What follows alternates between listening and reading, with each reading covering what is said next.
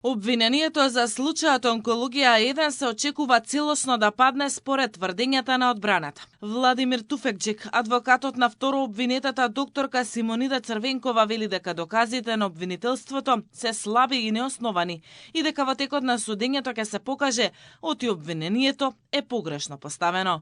Според адвокатот, вештачењето од Словенија било направено врз нецелосни и селективно избрани документи.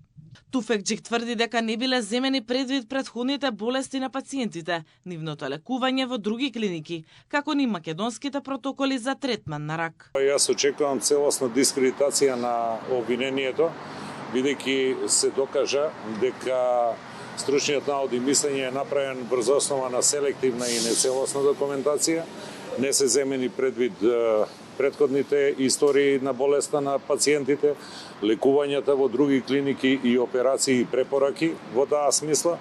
Понатамо не се земени предвид националните протоколи на Република Македонија и она што е најбитно, вештакот се согласи дека во конкретниот случај се работи за лекување на метастатски рак, кој е неизлечива болест. Адвокатот нагласи дека станува збор за тешко болни пациенти со метастатски и неизлечлив рак и дека за жал смртниот исход кај нив бил очекуван. Одбраната смета дека докторката не е виновна и дека случајот е изграден врз непотполна документација. Самото лекување, начинот на лекување, применетиот медицински третман, како што кажав, треба да биде во рамките на националните препораки кои ги применувале нашите лекари и надвор од тоа не може да се бара апсолутно никаква одговорност.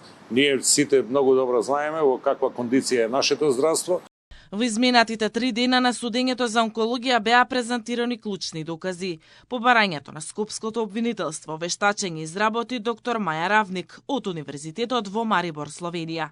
Таа во своето излагање посочи дека при лекувањето на пациентите не биле почитувани европските протоколи, како и дека биле давани лекови кои според неа немале соодветна индикација за видот на карциномот кои боледувале пациентите.